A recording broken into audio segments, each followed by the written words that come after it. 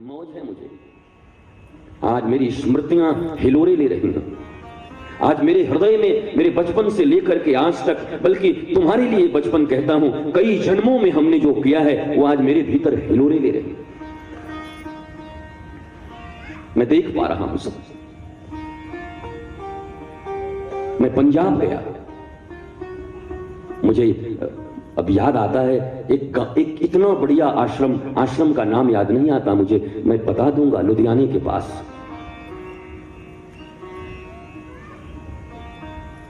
और मैं जब गया ना तो मैं एक अद्भुत चीज देखा वहां आश्रम में।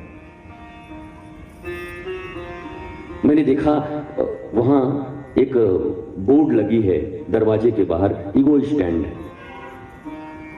वहां सुई स्टैंड था और भी जो बाकी सामान, cycle stand, vehicle stand, ego stand.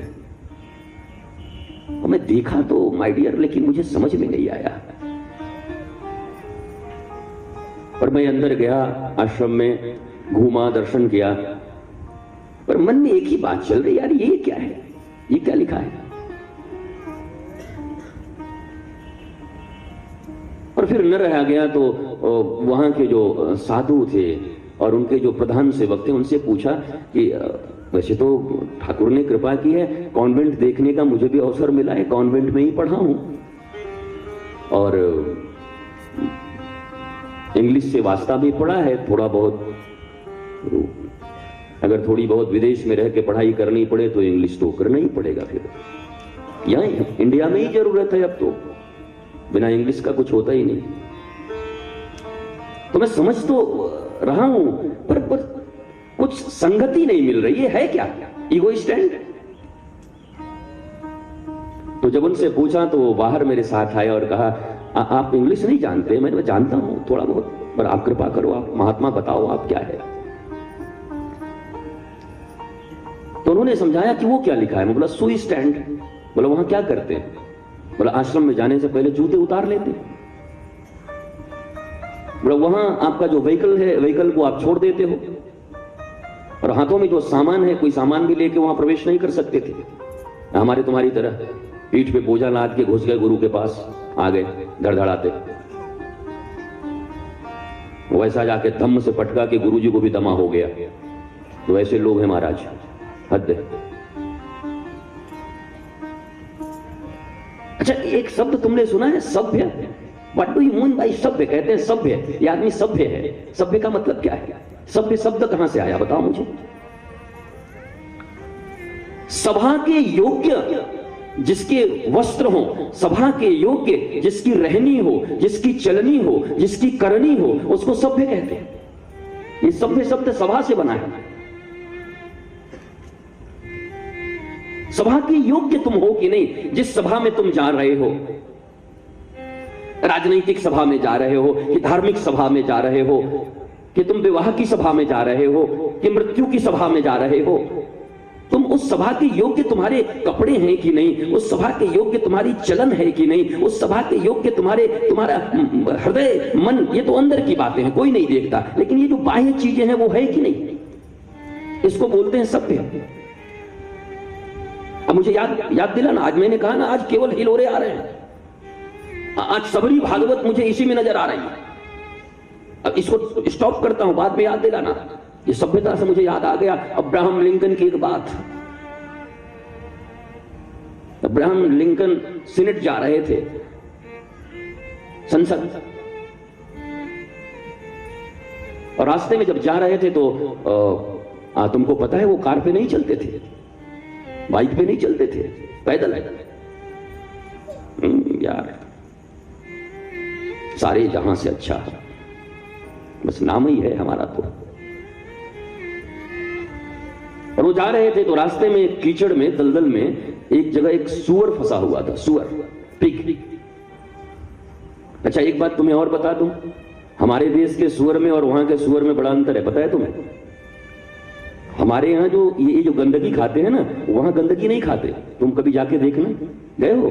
जैसे कुत्तों को पालते हैं ना यहाँ प्यार से अपनी गोद में, ये डॉबरमैन और जर्मन शेफर्ड, वैसे वहां वो कार में लेके सुअर को घूमते हुए देखो, बड़े छोटे छोटे सुंदर सुंदर, भले मुंह ऐसा हो उनका, तो हमारे भगवान ही वही है महाराज, शुक्रा अवतार। हम काहे किसी को बुरा बोले, हमारा तो भगवान कभी मछली बन जाए, कभी सुअर बन जाए, वो क्या नहीं बना ठाकुर हमारा, हर रूप में आ गया। इसलिए हम उपेक्षा की दृष्टि से किसी को नहीं देखते। भारतीय दर्शन, भारतीय सभ्यता किसी की उपेक्षा नहीं करती, हम सबको स्वीकार करते हैं, हम सबको आत्मसात करते हैं। अब्राहम लिंकन चले जा रहे थे और वो सुअर कीचड़ में फंसा हुआ था, तो वो कूद पड़े कीचड़ में और उसको निकाला, पर वो निकालने में उनके कपड़े में, जो जेंटलमैन के कपड़े थे, अब सीनेट जा रहे थे तो वहां के अनुसार कपड़े उन्होंने पहने होंगे, तो छींटे लग गए, कुछ कीचड़ लग गई, उसको जल्दी जल्दी पोंछ पाछ के, और सीनेट का टाइम हो गया था, जैसे स्कूल टाइम से जाते, और पहुंचे तो अब देखो भैया, डिसिप्लिन तो वहां है। दरबान ने पूछ दिया, गेटकीपर ने, मिस्टर प्रेसिडेंट, प्रेसिडेंट राष्ट्रपति, दुनिया का सर्वोच्च राष्ट्र, सबसे शक्तिशाली, उसका प्रेसिडेंट, मिस्टर प्रेसिडेंट, क्या आपको ये उचित लगता है कि आप जिन कपड़ों में सीनेट में आ रहे हैं, ये इस सभा के, सीनेट के योग्य है?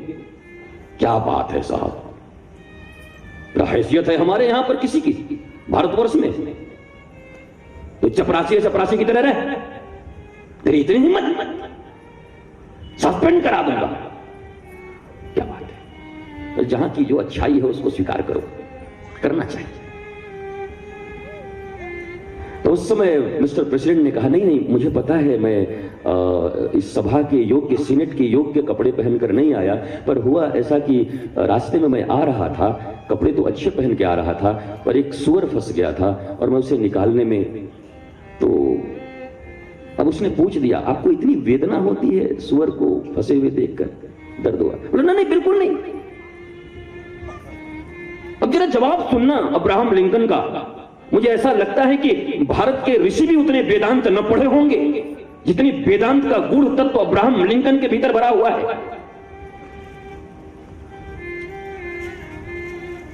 ये जाति धर्म नस्ल से नहीं होता, परमात्मा किसके भीतर कौन सा ज्ञान दे दे ये कोई नहीं जानता। सबरे वेदांत के सूत्र मानो अब्राहम के भीतर भरे हों।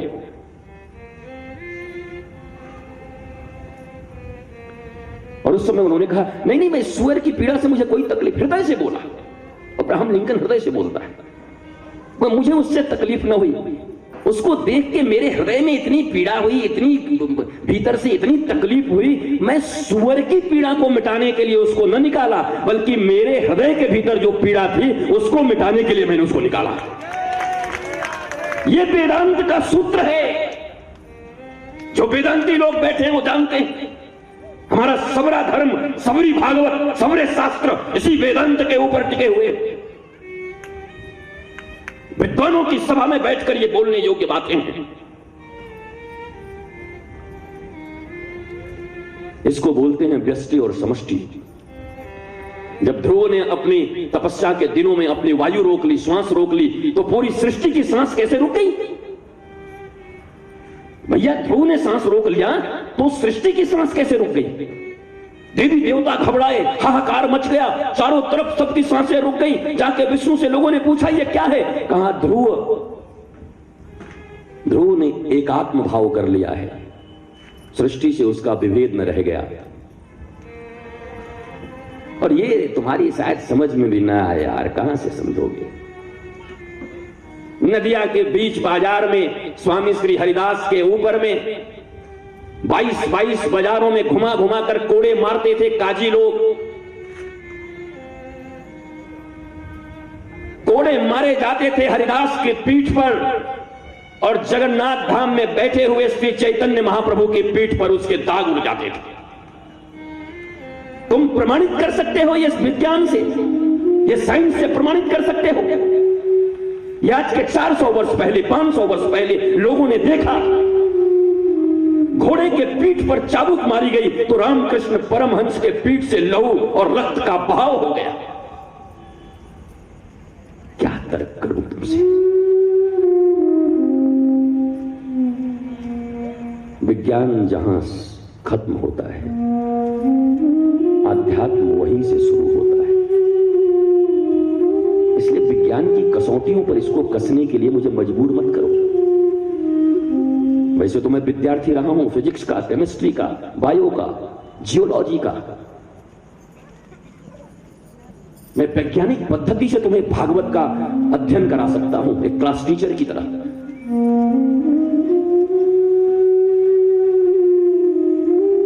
लेकिन मजबूर मत करो कि मैं हर चीज विज्ञान से सिद्ध करूं। अब इसको कैसे सिद्ध करोगे? सामने सामने घोड़े पर मारा जा रहा है और घोड़े के ऊपर कोई निशान नहीं, और रामकृष्ण की पीठ पर निशान ही निशान। हरिदास को घोड़े मारे जा रहे हैं और चैतन्य महाप्रभु के पीठ पर निशान।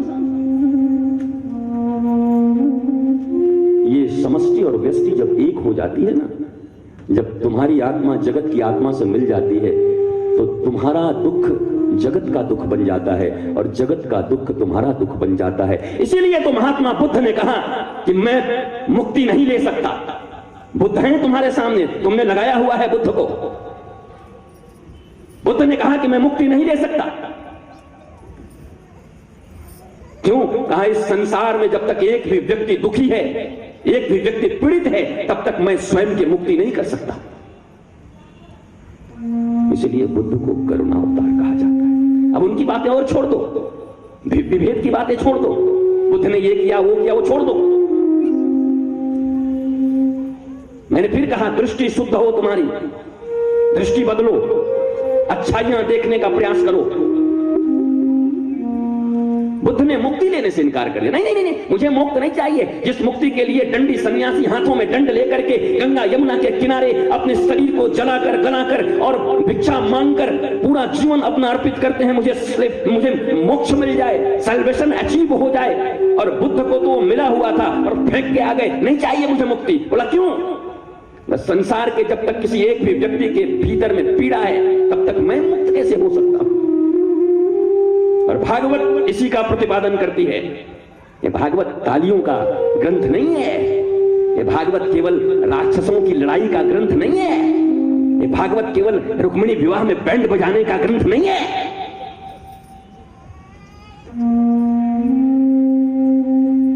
अभी सृष्टि की कथा आएगी। कई लोग सृष्टि की कथा सुनाते हैं, मैं भी सुनाऊंगा तुम्हें आज, पर मैं एडवांस कथा तुम्हें सुना रहा हूं। वो सिद्धांत हैं और मैं तुम्हें दृष्टांत से समझा रहा हूं। तुम्हारी आत्मा जब ब्रह्मांड की आत्मा से मिल जाए तभी भागवत तुम में उतरेगी। तू तेरा मैं मेरा ये करने वाले लोग भागवत सुनेंगे? ये तेरा ये मेरा, ये तू ये मैं, ये करने वाले लोग भागवत और रामायण सुनेंगे? ये लोग धार्मिक कहलाएंगे? ये तुम्हारा धर्म ये मेरा धर्म ये कहने वाले लोग धार्मिक हैं? क्षमा करना, मुझे पता नहीं कि मैं उचित जगह पर ये बातें बोल रहा हूं कि नहीं, लेकिन मुझे लगता है 2-3 दिनों से तुम लोग जैसे बैठे हुए हो यहां पर और बहुत शांति से भागवत का आनंद ले रहे हो, रस पी रहे हो, इसलिए मैं इतनी गहराई में उतर रहा हूं। नहीं तो मैं तो तैर तैर के ही निकलता हूं बाकी जगह, मैं इतनी गहराई में नहीं जाता। पर लगता है तुम विद्वान हो, थोड़ी बातें न समझ में आए तब भी धैर्य से बैठो, तब भागवत का अर्थ समझोगे। ये नाचना और गाना बहुत हो चुका, केवल नाचने के लिए पैदा नहीं लिए हो। 2 मिनट का नृत्य, 10 मिनट के गाने, उसके बाद फिर वही दिल में कचक, वही ईर्ष्या, वही क्रोध, वही तेरा मेरा। ये धर्म है, ये भागवत है। इसके लिए इतना बड़ा आयोजन हुआ है, लाखों रुपए खर्च हुए, पानी में बह गया लाखों रुपए।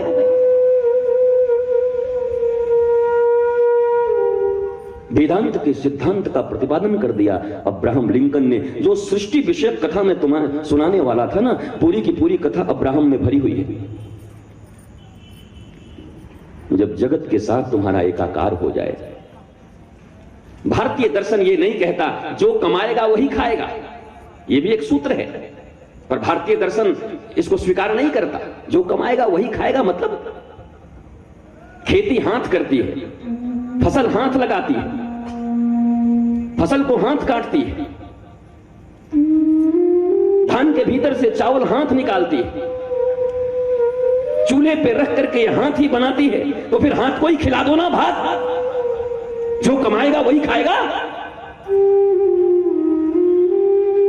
वो रोटी बनाते हैं इसी हाथ से, किसान पैदा करते हैं इसी हाथ से, तो फिर हाथ में इंजेक्शन दे दो ना, हाथ को फाड़ के रोटी घुसा लो इसमें।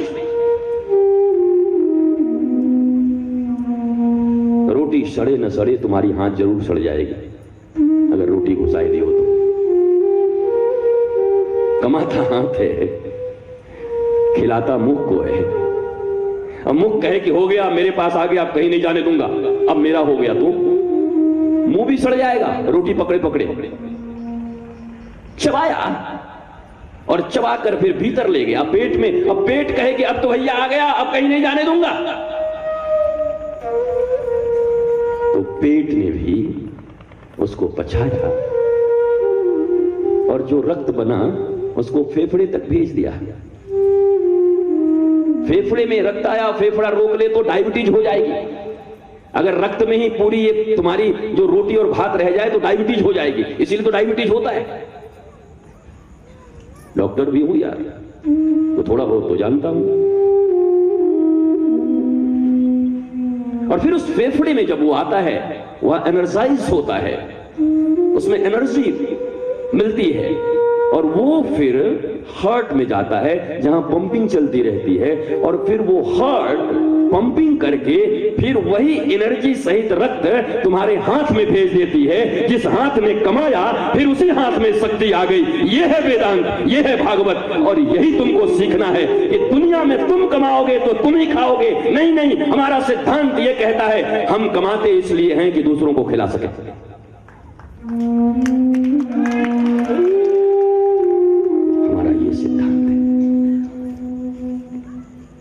इसलिए कभी कभी घर के जब कोई व्यक्ति कमाते हैं और कोई खिलाते हैं तो कभी कभी गुस्सा, मैं कमाऊं तुम लोग सिर्फ खाओ, यही करोगे? ना ना, ऐसा मत सोचना, कभी नहीं। अरे प्यारे, यही भागवत का मूल सिद्धांत है। अभी सृष्टि का वर्णन आएगा ना तो उसमें कहा जाएगा विराट और स्थूल दो प्रकार के ध्यान होते हैं। एक विराट परमात्मा है, एक स्थूल परमात्मा है। मैं फर्स्ट टाइम ऐसी भागवत कर रहा हूं। मैं तुम्हें बता दूं संजय, मैं कभी इतनी गहराई में नहीं जाता। मैं भी बहुत स्लाइटली स्कोरिंग करते हुए 2-4 रन निकालते हुए मस्ती से क्रिकेट खेलते हुए भागवत कर लेता हूं। पर मौज आ गई है यार, आज तो मस्ती आ गई है। सिद्धांत, दृष्टांत, थोड़ी कठिनाई पड़ रही होगी माताओं, पर थोड़ा सा बैठ जाओ, समझ लो, यही भागवत है। कलह में कलयुग होता है ना मां, कलह में जहां कलह होता है वहां कलयुग ने अपना स्थान मांगा। पर तुमको पता है कलह में कृष्ण भी रहते हैं। मतलब कौन सा कलह? मतलब आनंदपुर साहिब जानते हो पंजाब में, जैसे पटना साहिब है, ये सिखों का बड़ा धार्मिक जगह है आनंदपुर साहिब। वहां का निर्माण कैसे हुआ जानते हो? जीतू आज तो पता नहीं यार कहां कहां मैं जा रहा हूं यार। मैं तो बैठा हूं सबरी नारायण में और घूम ही रहा हूं सिर्फ। अमेरिका से घूम घाम के फिर पंजाब पहुंच गया।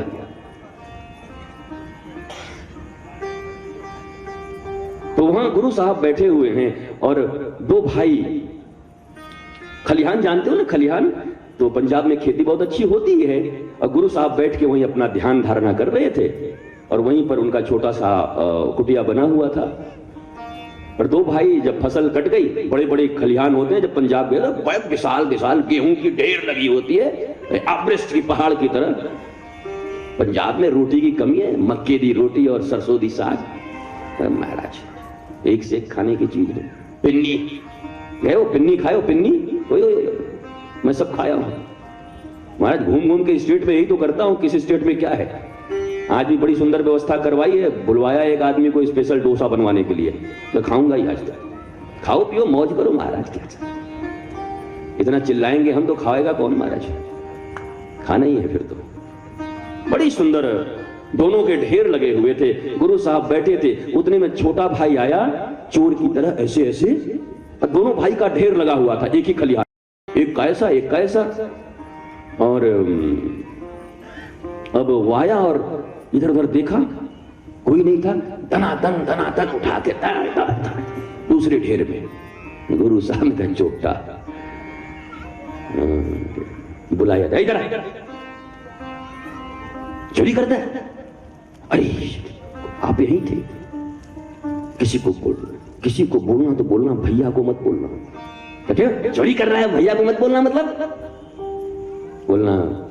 बोलता है गुरु साहब मेरा भाई इस गांव का प्रधान है, उसके घर में रोज सैकड़ों लोग आते हैं, सबको खिलाता पिलाता है, मैं और मेरी पत्नी है सिर्फ, पर पिता की जमीन बराबर बराबर बांट दी गई, सैकड़ों लोगों को खिलाता है मेरा भाई, और जब उसे देने जाता हूं जमीन तो मना कर देता है, डांट देता है, भाग जा तू मेरा बेटा है, तुझे जरूरत है। कहता हूं मेरी फसल ले लो तो लेता नहीं। इसलिए रात्रि में आकर मैंने यह काम किया है कि अपने फसल को उसके फसल में डाल दिया। हद हो गई है।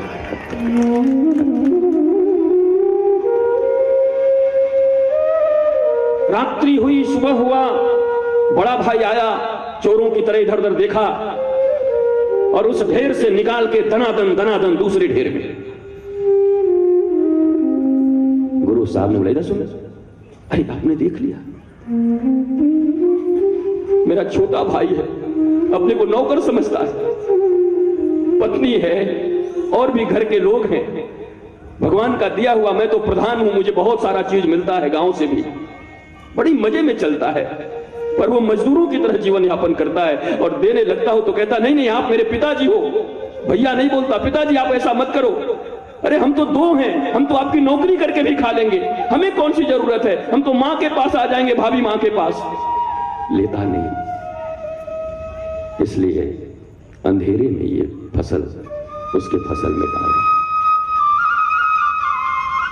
गुरु साहब की आंखों से आंसू आ गए, वाह वाह वाह। और उसी जगह पर उन्होंने आनंदपुर साहिब की स्थापना कर दी। कलह भी इतना प्यारा,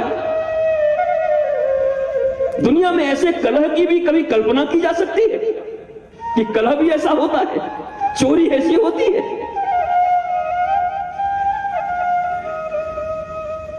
माय डियर,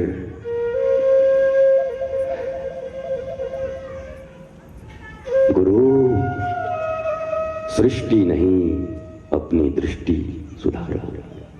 दुनिया में सब अच्छा चल रहा है, अच्छे लोग हैं। राम और भरत के बीच देखो ना मां, भरत मार रहे हैं फुटबॉल की तरह, नहीं पिताजी ने आपको, आप युवराज हो, बड़े हो, आपको। राम कहते हैं नहीं पिताजी ने तुम्हें यह शासन दिया है, माता कैकेयी के आदेश से तुम संभालो। अपने भाई भी नहीं है, सौतेले हैं, और सौतेले भाइयों के बीच में वो राजगद्दी मानो फुटबॉल बन गई है। भरत किक मारते हैं राम की ओर, राम किक मारते हैं भरत की ओर। कल्पना कर सकते हो यार, ये भी एक कला है, ये भी एक लड़ाई है। अरे देवरानी और जेठानियों ऐसी ही कलह अपने घर में क्यों नहीं करती? वॉश बेसिन में रखे हुए बर्तन को लेकर लड़ क्यों नहीं पड़ती? नहीं दीदी मैं कर दे रही हूं, दीदी मैं कर। जेठानी लड़ जाए देवरानी से, देवरानी लड़ जाए जेठानी से। छोटे भाई बड़े भाई के प्रतिष्ठा के लिए, उनके सुख के लिए अपने आप को कुर्बान कर दे लक्ष्मण की तरह, और राम लक्ष्मण और भरत के ऊपर कुर्बान हो जाए। ऐसी कलह क्यों नहीं हो रही? फिर काहे का रामायण, काहे की भागवत, काहे की गीता, काहे का प्रवचन, किस लिए कथा?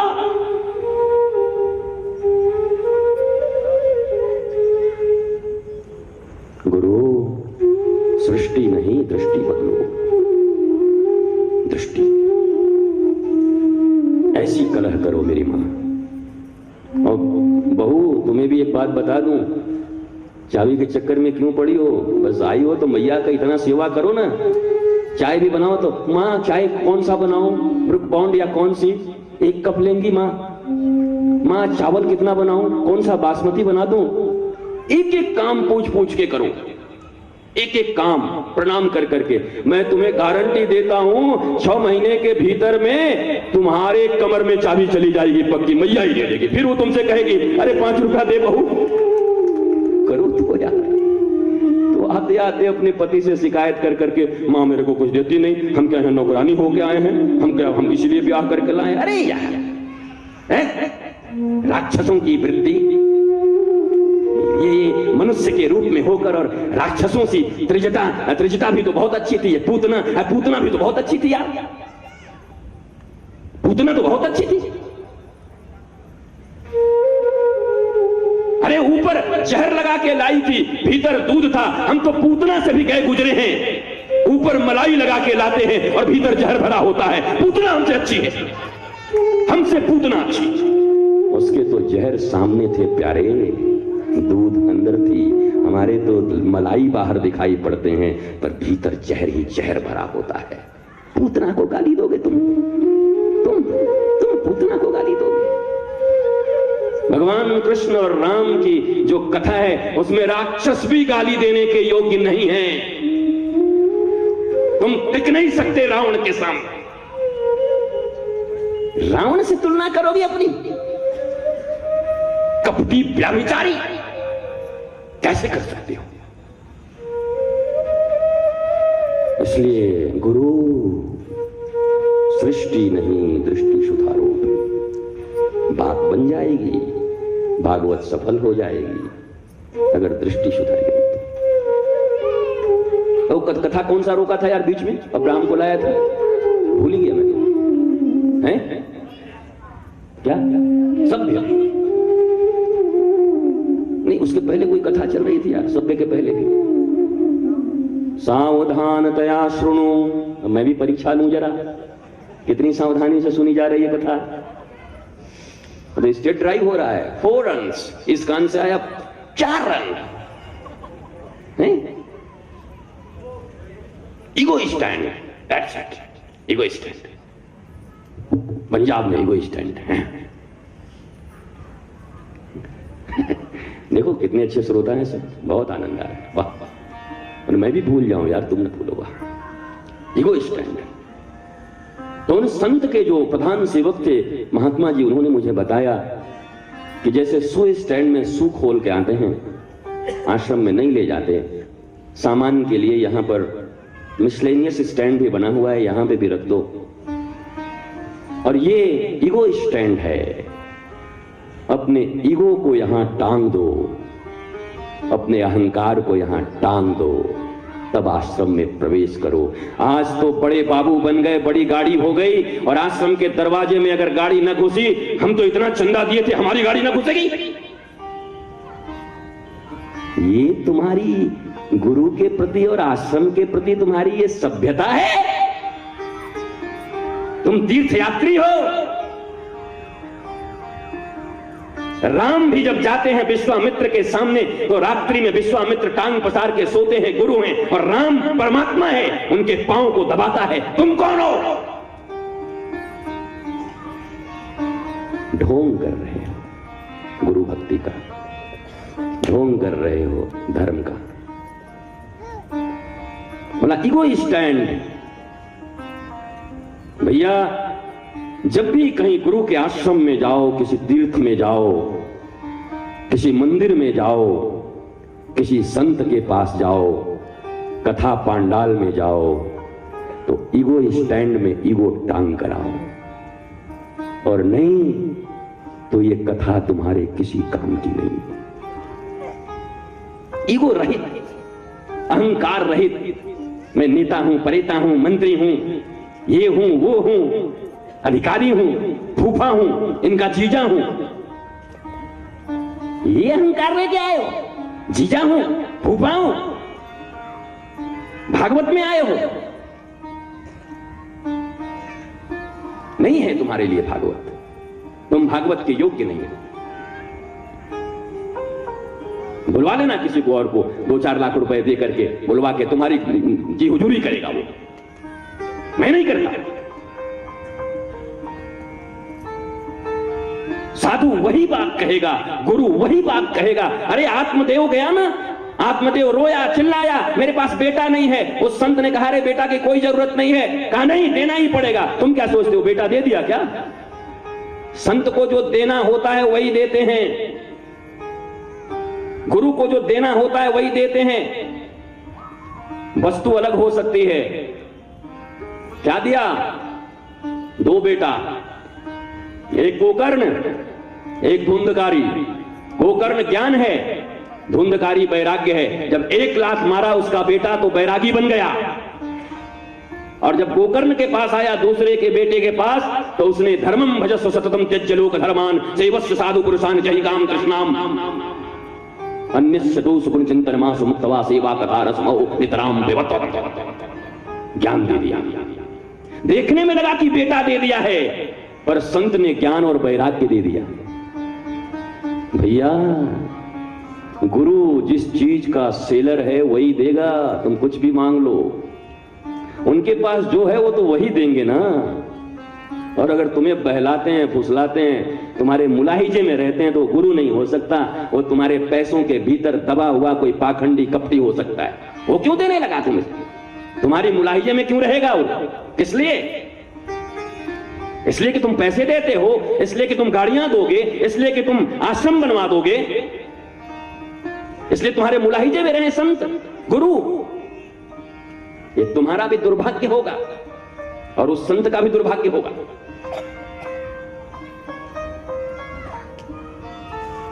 इसलिए गुरु से कभी सम्मान की अपेक्षा मत रखना।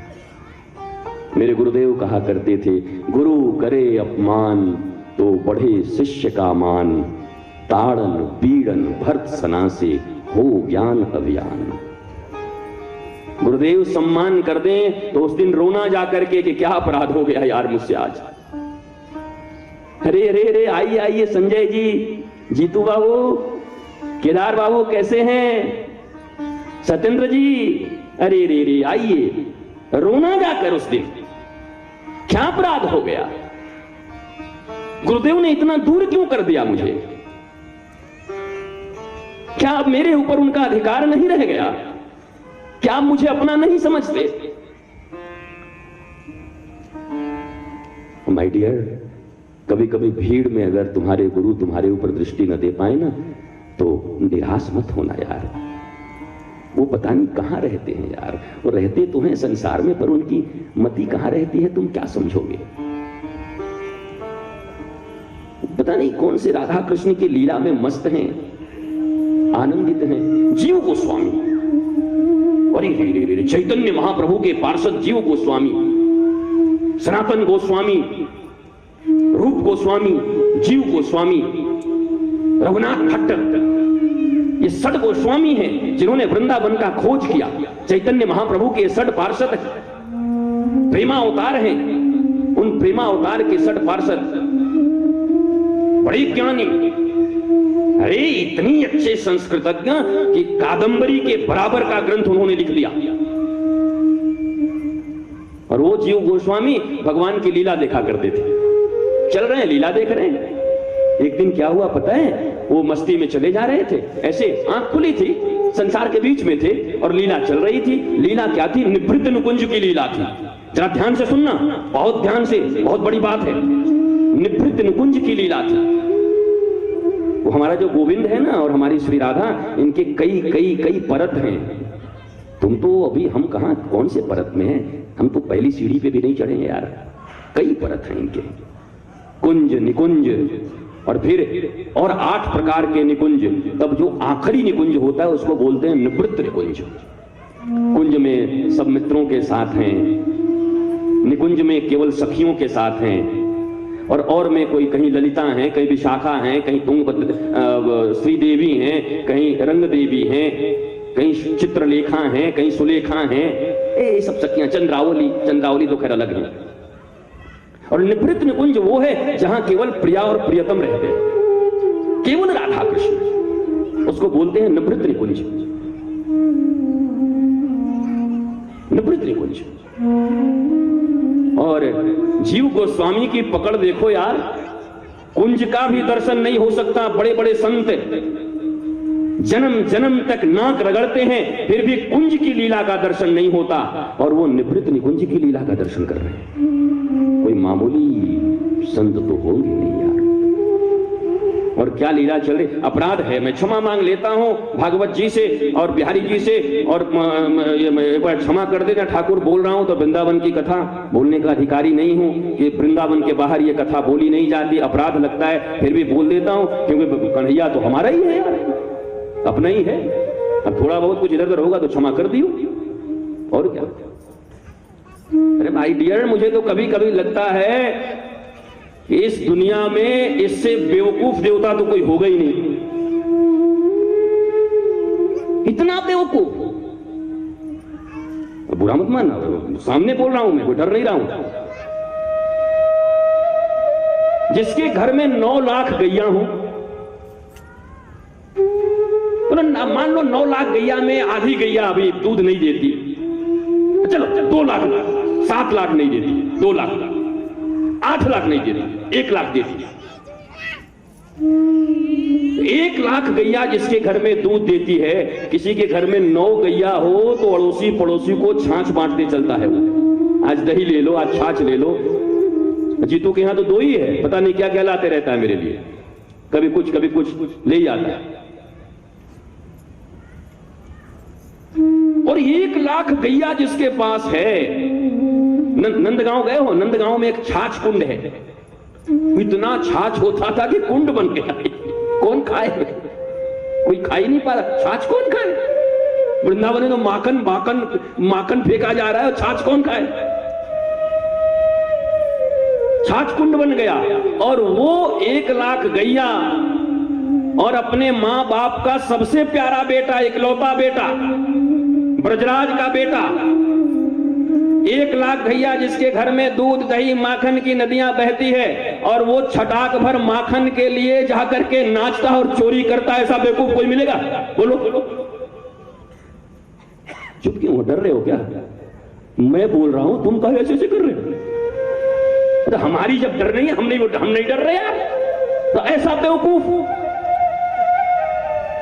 पूतना मारने के लिए आई, तो यशोदा को जो गति न दिया, वो पहले गति दे दी उनको। हाँ, तुम गोलोक चले जाओ। हद है यार, मारने आ रही है यार, तू क्या कर रहा है?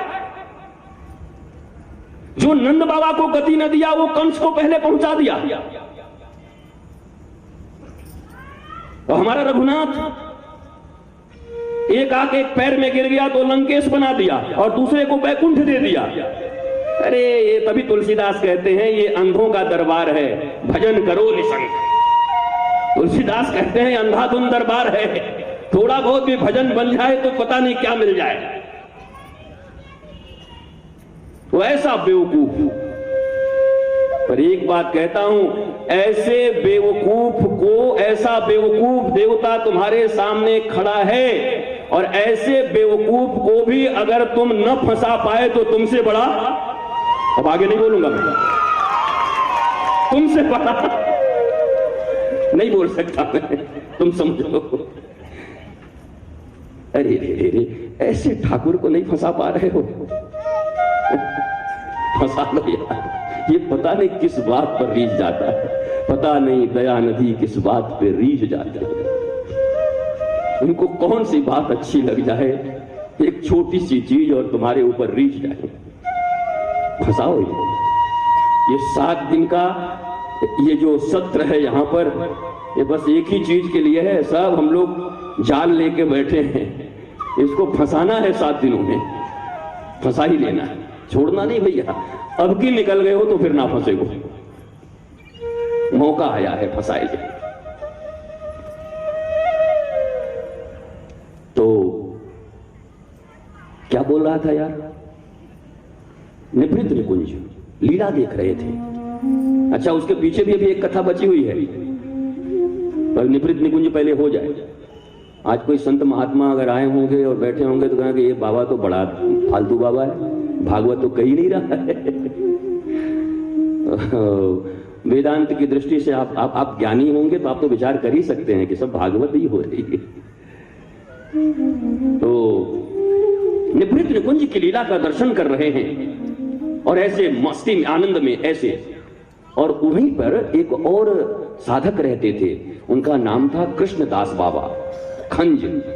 एक पांव से थोड़े लंगड़े थे तो खंज बोलते थे उनको, कृष्णदास बाबा खंज।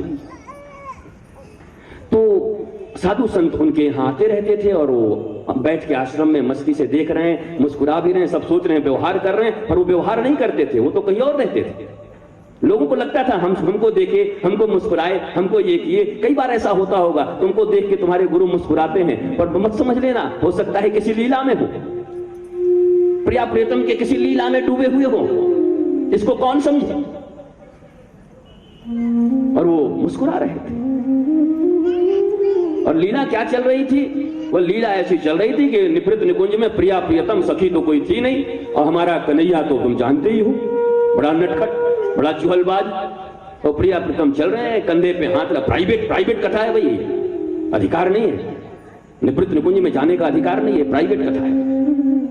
तो फिर भी चलो क्षमा करेंगे ठाकुर, थोड़ा छू लेता हूं। किसी की प्राइवेट बात बोलो तो नाराज भी होता है, ठाकुर देखिएगा। और गले में हाथ देके प्रिया प्रियतम चल रहे हैं दोनों। 3.5 उंगली, 3.5 छेदों पर प्रिया जी की उंगली और 3.5 छिद्रों पर गोपाल की उंगली। ओए होए होए, ये दुनिया में ये जितने कलाकार तुमको दिखाई पड़ रहे हैं ना, ये गाने वाले, ये सब बड़े बड़े कलाकार, ये कौन है? जब प्रिया जी की नुपुर से, प्रिया जी की पायजेब से, प्रिया जी की पायल से बोला है, वो भी भीतर में कुछ नहीं है, उसके भीतर की कलकल की आवाज जब निकलती है तो वो बंसी में जाती है ठाकुर की।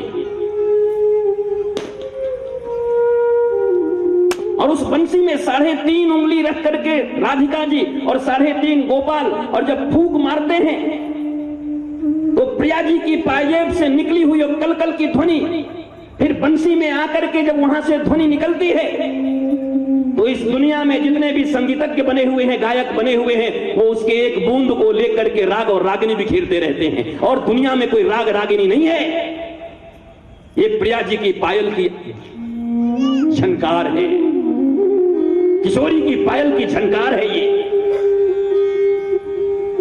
श्रीमद जीव गोस्वामी।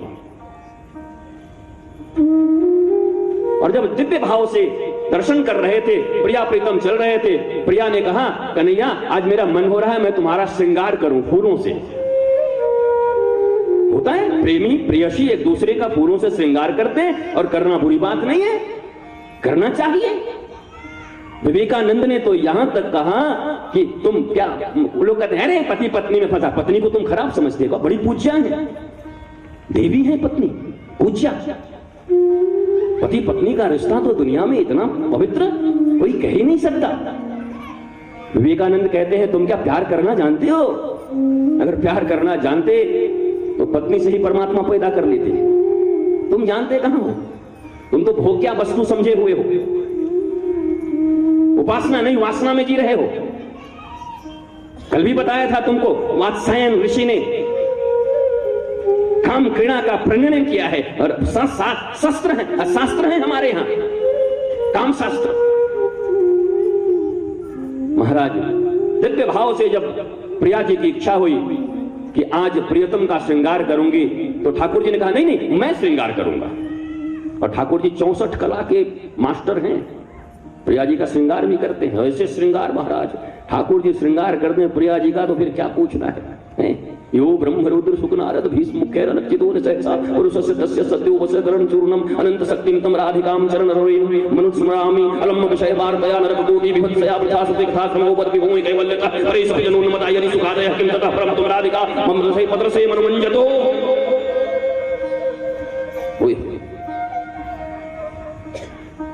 श्री राधा रस सुधा निधि, ये सब वृंदावन की कथा है यार।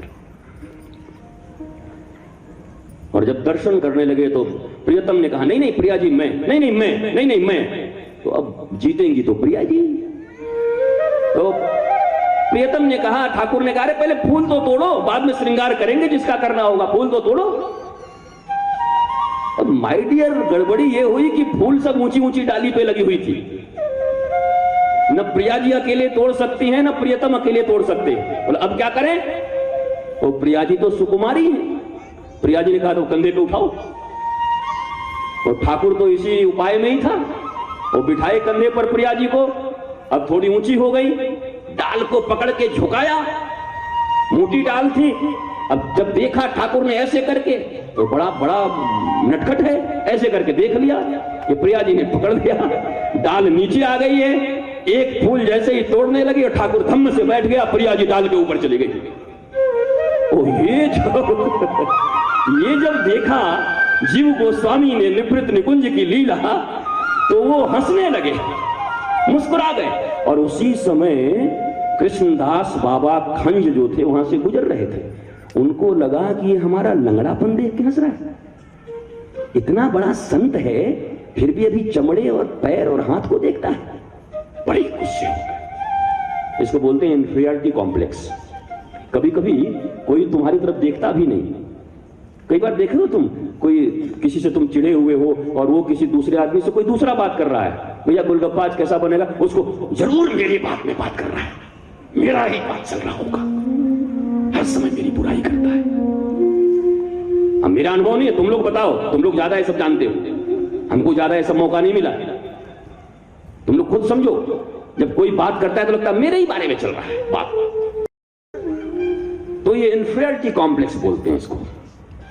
अच्छा, इंफीरियरिटी कॉम्प्लेक्स भी सुपीरियरिटी कॉम्प्लेक्स से पैदा होती है। इंफीरियरिटी कुछ होती नहीं, सुपीरियरिटी से इंफीरियरिटी ये क्लासरूम का विषय है, फिर चर्चा करेंगे, कभी देखेंगे, वो कभी अलग चर्चा होगी यार इस पर।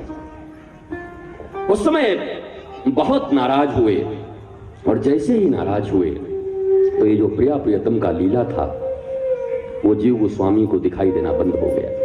ध्यान देना, ये कोई साधारण कथा नहीं है। और जब मैंने कल ही कहा था कि जल से निकली हुई मछली भी उतना नहीं तड़पती, किसी सांप के मस्तक से मुख से मणि निकाल दो तो सर्प भी उतना नहीं तड़पता जितना एक बार ठाकुर का दर्शन हो जाए और किसी कारण से फिर ठाकुर अपनी झलक दिखाना बंद कर दे। उस पीड़ा को करोड़ों नरक से भी ज्यादा उतनी पीड़ा किसी को नहीं हो सकती। अगर ठाकुर ने कभी तुम्हें एक झलक दिया हो और फिर बंद कर दे तो इतनी पीड़ा कभी नहीं होती जीवन। वो ताज बेगम कौन थी जिसके नाम पर ताजमहल बन गया है? उसने भी तो एक ही झलक देखा था ना, उसके बाद पागली और बावरी होकर के वृंदावन में घूम रही थी। शाहजहां और ताज के नाम से, मुमताज के नाम से ताजमहल जानते हो, पर क्या कभी ये भी जानते हो कि वो ताज कौन थी? शाहजहां और मुमताज के प्यार की निशानी है ताजमहल। फिर कभी चर्चा करेंगे। इतना गंभीर विषय है कि इसमें उतर गए तो निकल कहां पाएंगे, निकल ही नहीं पाएंगे। जब लीला दिखनी बंद हो गई तो तड़प उठे, हे गोविंद, हे प्रिया, हे प्रीतम, क्या अपराध बन गए हो हमसे। बहुत कोशिश करें पर कोई लीला दिखाई न पड़े। दौड़े दौड़े गए अपने, उनके रिश्तेदार भी लगते थे सनातन गोस्वामी, भतीजे ही थे रूप सनातन के, गुरु थे उनके, जाके प्रणाम किया, तड़पने लगी। सनातन गोस्वामी ने कहा तुमसे कोई अपराध बन गया है? कहा मुझसे? हाँ, किसी वैष्णव के प्रति अपराध बन गया है, भक्त के प्रति। जीव गोस्वामी ने कहा कि एक बार ठाकुर के प्रति मैं अपराध कर सकता हूं, ठाकुर की भी हैसियत नहीं कि गुरुदेव को मना लेंगे, ये वैष्णव शास्त्र कहता है। इसलिए जीवन में कभी भी गुरु को नाराज मत करना। हरि रूठे गुरु ठौर है, पर गुरु रूठे नहीं कोई और। शास्त्र जानते हो तो यार पढ़ो। मैं यहां बैठकर कोई एजेंट नहीं हूं, मैं एजेंसी नहीं लिया हूं कि मैं किसी की प्रचार और प्रसार कर रहा हूं और अपना प्रचार के लिए बैठा हूं। शास्त्र विधि भी मुस्तुज्ज, शास्त्र के विधि को पार नहीं किया जा सकता। रोने लगे जीव गोस्वामी, नहीं मुझसे कोई अपराध नहीं, तुझसे अपराध बना है, जानबूझकर नहीं तो अनजाने में बना है। सावधान रहना, तुम तो जानबूझ के इतने अपराध करते हो वैष्णवों और भक्तों के प्रति और अपने गुरुओं के प्रति। यहां तो अनजाने में, जानता भी नहीं जीव गोस्वामी, और अपराध बन गया, और उस अपराध के कारण प्रिया और प्रियतम रुष्ट हो गए और दर्शन देना बंद कर दिया। और उसी समय क्या करूंगा, कहा एक ही उपाय है, जाओ इस ब्रज के समस्त संतों को भंडारा दो, निमंत्रण दो, और जो तुम्हारे निमंत्रण में ना आए समझ लेना उसी का अपमान तुम्हारे द्वारा हो गया है। जीव गोस्वामी ने झरा भंडारा दिया। झरा भंडारा बोलते हैं सब बिना टिकट के सब आओ, हमारे ब्रज में बहुत होता है, हजारों साधु जाते हैं खाने के लिए महाराज। आनंद, हलवा पूड़ी मालपुआ खीर, ब्रजवासी का सबसे प्यारा भोजन क्या है तुम्हें पता है? खीर और मालपुआ महाराज। वो तो 5 कोस भी दौड़ जाए उसके लिए, तगड़ा खाते हैं। तो जोरदार भंडारा हुआ, सबके पास निमंत्रण, जहां निमंत्रण दे, अरे अरे आपका निमंत्रण धन्य है, धन्य। जीव गोस्वामी किसी को निमंत्रण दे और ना आए, सौभाग्य समझते थे कि जीव गोस्वामी के चरण में आने का अवसर मिल जाए, और वो निमंत्रण देने आए। पर सबको निमंत्रण देते देते जब कृष्णदास जी के पास पहुंचे, दंडवत किया, कल हमारे यहां भंडारा है, और नहीं आएंगे, बिल्कुल नहीं आएंगे, पापी। इनके प्रति अपराध हुआ है। तो इतना बड़ा ज्ञानी है, इतना बड़ा ठाकुर का प्रेमी है, और मेरे पांव को देखकर हंसता है। जैसे अष्टावक्र जी जब जनक के दरबार में गए और वहां सारे लोग हंस पड़े, तो अष्टावक्र ने क्या कहा? अरे मैं तो सोचा ये जनक और विद्वानों का दरबार है, मैं क्या सोचा कि ये चर्मकारों का दरबार है, यहां चमड़े देखने वाले लोग बैठे हुए हैं। मैं तो समझा यहां विद्या की पूजा होती है, पर तुम सब भी चमड़े देखने के लिए यहां बैठे हो। आज वैसे ही उन्होंने कहा, तू चमड़ा देखता है, मेरा अपमान किया, मुझे देखकर हंसा। एक बात याद रखना माय डियर, जीवन में अगर गुरु तुम्हारे ऊपर कभी एकांत में कोई कृपा करें तो कभी किसी को बताना मत, ये गुप्त मोती है। कभी भगवान का दर्शन मिल जाए किसी को मत बताना। ईश्वर कृपा, ईश्वर लीला और गुरु कृपा कोई विशेष तुम पर हो जाए, प्रचार मत करना। ये गोपनीय मोती है, इस मोती को अपने हृदय में छुपा कर रखना, प्रचार मत करना। आज दोष होता है, आज ये भी परेशान हुए, ठाकुर जी को प्रणाम किया, ठाकुर जी अगर मैं इनको लीला न बताऊं तो ये रूठे रहेंगे, और आप तो खुद ही कहते हो कि मैं भले ही रूठ जाऊं पर मेरे भक्त न रूठने पाए। प्रबल प्रेम के पाले पड़कर प्रभु को नियम बदलते देखा, अपना मान भले टल जाए पर भक्त का मान न टलते देखा। और तब बड़ी अजस्र अश्रु की धारा लेकर के कृष्णदास जी को बताया कि नहीं, ऐसा नहीं हुआ, ऐसी घटना हो गई, हम तो प्रिया और प्रियतम को देखकर हंस रहे थे। ओहो, जैसे ही सुना कि निकुंज निवृत्त लीला का दर्शन ये करते हैं, कृष्णदास जी गिर पड़े, क्षमा क्षमा क्षमा, ये उनके चरण में गिरे, वो उनके चरण में गिरे। और तब जाकर वैष्णवता के प्रति, भक्त के प्रति जो इनका अपराध हुआ था वो क्षमा हुआ, और फिर से जीव गोस्वामी को लीलाओं का दर्शन होना प्रारंभ हो गया। मेरे भाई बहन, कभी जीवन में ठाकुर जी के अभिमान में, मूर्ति के अभिमान में, या अपने जाति धर्म कुल बड़ाई धन सम्मान पद प्रतिष्ठा जो सब 2 मिनट में परीक्षित का मिट गया, तो तुम किस खेत के मूली हो? परीक्षित जैसा राजा मिट गया 1.5 मिनट में, तुम 2-4 करोड़ 10 करोड़ 20 करोड़ रुपए लेके बड़े भारी धन्ना सेठ बने हुए हो। पता नहीं क्या समझते हो अपने आप को। इसके अभिमान में कभी किसी वैष्णव का अपमान मत करना। धन के अपमान में, यौवन के अपमान में, रूप के अपमान में, सुंदर हो तो ठाकुर जी और किशोरी जी की कृपा है, पर किसी का अपमान मत कर देना, वैष्णव साधुओं का। आजकल कई बार देखते हैं जटाजूटधारी साधु कहीं चले जाते हैं तो ये जो आजकल के बच्चे हैं ये क्या है, क्या करते हो, ये अपमान है। जीवन में इसके कारण कभी शांति नहीं पाओगे। और मां बाप भी धन्य हैं जो अपने बच्चों को संस्कार तक नहीं देते। धन्य है वो माता पिता। संस्कृत में कहा गया एक श्लोक बहुत सुंदर है कि उस माता पिता से बड़ा शत्रु दुनिया में कोई नहीं जिसने अपने बालक को पढ़ाया न हो। पढ़ाने का मतलब क्या, कॉन्वेंट में, जिसने जीवन की विद्या न दी हो अपने बच्चे को, शास्त्र और संतों से और सदगुरु से परिचय न कराया हो, उस माता पिता को धिक्कार दिया गया है। शास्त्र किस गुमान में फूले बैठे हो, कौन सा अभिमान है तुमको? तुम्हारे बच्चे अपराध पे अपराध करते जाएंगे, उसकी सजा कौन भुगतेगा? सिखाओ उनको, वो तो कच्चे बांस है ना, उनको जिधर मोड़ोगे मुड़ जाएंगे। अभी से उनको बताओ, ये टीचर, ये गुरु, बेटा इनसे तुम पास कर लोगी, इनसे तुम पास कर लोगे हाई स्कूल, और ये तुमको जीवन में कैसे आनंदित रहना है। तुम हैप्पी हैप्पी रहना चाहते हो ना बेटा? हाँ पापा। ऑलवेज बी हैप्पी ना? हाँ पापा। बेटा वो पैसे कमाने की विद्या तो एक टीचर देंगे, इनको भी प्रणाम करो, पर ऑलवेज हैप्पीनेस चाहिए ना, एंडलेस हैप्पीनेस। हैप्पीनेस तो इस दुनिया में मम्मी भी देते हैं, पापा भी देते हैं, दादा भी देते हैं, दादी भी देते हैं, समाज भी देता है, पत्नी भी देती है, पति भी देता है, सब देते हैं, हैप्पीनेस देते हैं। भाई ये द एंड वाले हैं, द एंड, एक जगह जाके एंड हो जाएगा।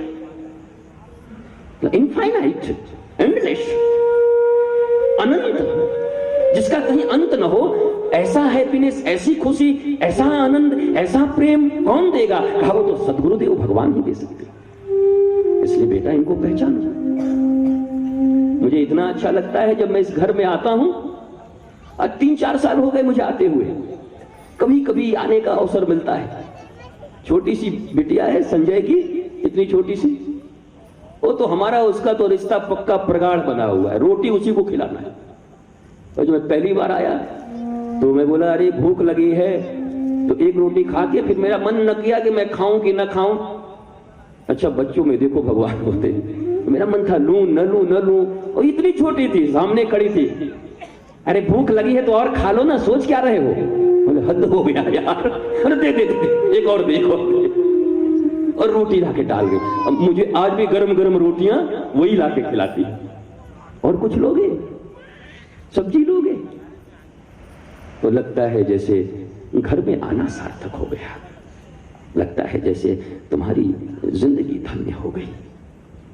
बच्चों के भीतर में जब साधु संतों और गुरु के प्रति संस्कार उत्पन्न होने लगे तो समझ लो कि तुमने अनंत अनंत जीवन में अनंत अनंत तुमने श्रेष्ठ कर्म किए हैं। ये तुम्हारे पुण्य कर्मों का फल है कि घर में ऐसे बच्चे, इस घर के एक एक परिवार, संजय का बड़ा भैया, सबको कौन कहाँ खाएगा, कैसे पिएगा, कितने प्रकार के खाने पीने, पराठा पूरी, ये वो, भतीजे जितने हैं और बहुएं जितनी हैं घर में भी, सब कैसी।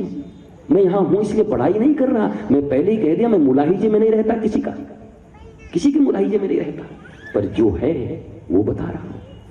ऐसा संस्कार, इसी संस्कार के लिए तो गुरु आते हैं, संत आते हैं। उनसे श्रेष्ठ क्या ले सकते हो अपनी आने वाली संततियों के लिए? तुम तो कर रहे हो, तुम्हारे बाद क्या? अभी तुम आगे भागवत में देखोगे, ध्रुव के वंश में एक ऐसा निकृष्ट राजा बेन आया, नास्तिक। ध्रुव कितने बड़े धार्मिक, भगवान के भक्त, और उन्हीं का पोता इतना नास्तिक बेन। यज्ञ बंद करो, पंडितों को मारो, गुरुओं को हटाओ, कहीं ऐसा तुम्हारी संतति ना आए। इसलिए बी अवेयर, सावधान, त्रुटि मत करना। कपड़े दो, लत्ते दो, सिखाओ, पढ़ाओ, कॉन्वेंट दो, उनकी हर इच्छा पूरी करो, जिद पूरी करो, लेकिन यहां पर तुम भी जिद्दी बने रहो। पहचानो गुरुदेव, ये गुरुदेव हैं और याद रखो बेटा, हमारे घर में ना फाइनल अथॉरिटी यही है, गुरु जी भी है तो नहीं है गुरु तुम्हारे, गुरु जी ही है तब है गुरु तुम्हारे। इसलिए ये संस्कार दो बेटा। मैं तो तुमको सब कुछ दूंगा, मुझे बहुत अच्छा लगता है। सत्येंद्र के यहां चापा में रहता हूं, उनके सब छोटे छोटे बच्चे, उनको पता है कि उनको स्कूटी चाहिए, कि उनको कपड़े चाहिए, कि उनको कोई सामान चाहिए। वो घर में जिद नहीं करते, उनको पता है गुरुजी बोलेंगे तभी होगा। वो भी बड़ा खुश हो गया सत्येंद्र, बोला माथा पर से बलाए टला। और उसके पास पैसा वैसा ना हो तो मेरे पास आके रोता, वो हमसे ऐसे ऐसे मांग रहा है कि चिंता मत कर यार, मैं मना करूंगा। आज इतना प्रसन्न रहता है, कहता है मुझे सब मिल गया, कोई तकलीफ नहीं है मुझे। बच्चों को दूर मत रखो यार, भागवत और सत्संग से बच्चों को दूर मत रखो। तुम क्या करोगे आकर सुनकर 7 दिन सिर्फ अपना गुजार रहे हो। बच्चों को ले आओ ना, मैं बार बार हाथ जोड़ रहा हूं, ले आओ अपने बच्चों को। हाई स्कूल में पढ़ते हैं, कॉलेज में पढ़ते हैं कि छोटे हैं, लाओ बिठाओ उनको। जब वो प्रहलाद और ध्रुव का चरित्र सुनेंगे ना, और जब गुरु और शिष्य की सम्यता को सुनेंगे ना, तो अरे जिंदगी में वो संस्कार नहीं दे पाओगे तुम, करोड़ों रुपए खर्च करके। और बुढ़ापे में तुम्हें ही तो दर्द होगा ना, और किसे होगा बोलो ना। अगर उनके संस्कार अच्छे ना हुए तो कौन दर्द में रहेगा। मैं कब तक आऊंगा, कहां रहूंगा, कि गुरु कब तक तुम्हारे घर पे बैठकर खाएंगे। रहना तो तुमको है उनके साथ। इसलिए ऐसा संस्कार बनाओ। मैं जहां जाता हूं हाथ जोड़ता हूं, नहीं मत आओ प्लीज, अकेले मत आओ, बच्चों को लेके आओ। कुछ दिन के लिए ट्यूशन छोड़ो यार, कुछ शिफ्ट करो उसको आगे पीछे। ट्यूशन तो तुम रखते हो, उनको शिफ्ट कर दो ना, टीचर जी को बोल दो। वो भागवत तो रोज नहीं होगी ना यार तुम्हारे घर में, यहां पर रोज तो नहीं आएंगे लोग, ये तो सालों भर चलेगी पढ़ाई। तो किसी विशेष की प्राप्ति के लिए कभी कभी कुछ चीज छोड़ना भी तो पड़ता है। दुकान से कुछ सामान जब लाना हो तो पैसे छोड़ने तो पड़ते हैं ना गुरु। पैसा भी नहीं दूंगा और सामान भी चाहिए, ऐसे कैसे होगा। हम जब कोई महत चीज की प्राप्ति करना चाहते हैं तो कोई उससे छोटी चीज को छोड़ना पड़ता है। अगर संस्कार चाहते हो, गुरु का प्यार चाहते हो, जीवन में आनंद, उन्नति, प्रेम, शांति चाहते हो, तो एक छोटी चीज तो छोड़नी पड़ेगी। थोड़ा एडजस्ट तो करना पड़ेगा, मैनेजमेंट करना पड़ेगा। इसलिए कभी भी संतों का अनादर मत करना। अगर यहाँ बच्चे सुन रहे हैं कथा, कुछ बच्चे, यंग बच्चे, 10 साल, 15 साल, 20 साल, 25 साल, 30 साल बच्चे, बच्चियां जो भी हैं, हाथ जोड़ता हूं, कभी संतों का अनादर मत करना, गुरुओं का अनादर मत करना। न अच्छा लगे दूर से प्रणाम करके चले जाना, पर मुस्कुराओ मत, हंसो मत। फिर वही कूलनेस वाली बात जो मैं कहता हूं, फटी जींस पहन के कूल बन गए हो, और उन्होंने चोटी बढ़ा ली और टिका लगा लिया तो वो ओल्ड हो गए। तुम जींस फाड़ के बहुत कूल बन गए, सिगरेट हाथ में लेके कूल बन गए, वीडियो गेम खेलना जान गए तो कूल बन गए, गूगल पे सर्च करना जान गए तो बड़े कूल हो गए। ये कौन सी कूलनेस है तुम्हारी? ये मूर्खता है, फुलिशनेस है। मैं ये नहीं कहता कि तुम हमेशा धोती पहनो, मैं ये नहीं कहता कि तुम हमेशा ऐसे कपड़े पहनो, पर जैसे अब्राहम लिंकन जा रहे थे तो सीनेट की सभ्यता के अनुसार कपड़े पहने थे। कभी कभी कथाओं में भी आओ तो कथा की सभ्यता से वस्त्र भी रहे, मजा आ जाएगा। बच्चों को ये भी सिखाओ, बेटा कथा में चल रहे हो ना, ऐसा कपड़ा पहन के चलो, चलो सुंदर। कोट पैंट टाई लगाते हो, जींस पहनते हो, मना नहीं करता, लेकिन कभी धोती पहननी पड़े तो मस्ती से जाओ। फेयर एंड लवली लगाते हो, मना नहीं करता, कभी तिलक लगाना पड़े तो भी शान से लगाओ। एयरपोर्ट जाना हो और धोती पहन के जाने के लिए बोलते नहीं, हमारे कुलीग क्या बोलेंगे, कुलीग क्या बोलेगा वो। अपनी सभ्यता, अपनी संस्कृति। अभी यज्ञ की बात आएगी, दक्ष का यज्ञ विध्वंस हो गया, क्योंकि यज्ञ केवल वो आग में बस दे करके स्वाहा स्वाहा स्वाहा, आग जल गया, जूता पहन के आ गए, जूता पहन के बैठे हुए, ऊपर से डाले जा रहे स्वाहा स्वाहा। अरे मत कर, बंद कर। यज्ञ भगवान का अपमान करता है, जूते पहन के, बेल्ट लगा के और आहुतियां देते हो। एक साधारण कोई वैष्णव हो तो तुम्हारे हाथों का न खाएगा, और देवता तुम्हारे हाथ से खाएंगे। इतने योग्य बन गए हो तुम। यज्ञ ऐसे नहीं होते। देखो यज्ञ वेद में तीन को अग्नि का रूप कहा गया है। अग्नि में आहुति देते हैं उसी को तो यज्ञ कहते हैं ना। अतिथि, प्रकृति और संस्कृति, ये तीन अग्नि के रूप हैं। अग्नि में आहुति डालने को ही यज्ञ कहते हैं। केवल वो अग्नि में नहीं, मैंने कहा धर्म प्रोचित कई तगोत्र परमो निर्मत्सरा नाम सताम। प्रोचित धर्म, परम धर्म, परम धर्म की बात करते हैं। पहले दिन से मैं कह रहा हूं, absolute, infinite, supreme, specific, the most important, इस धर्म की बात कर रहा हूं मैं, परम धर्म। अतिथि, अतिथि मतलब जो बिना बताए तुम्हारे द्वार पर आए, अगर उनको संतुष्ट कर दिया तो तुमने यज्ञ कर लिया। वेद कह रहा है, वेद ही प्रमाण है, तुम प्रमाण नहीं हो। तुम्हारी दो कौड़ी की ये डिग्री ये प्रमाण नहीं है। तुम हार्वर्ड से आ जाओ, कहीं से पढ़ के आ जाओ, ये प्रमाण नहीं है।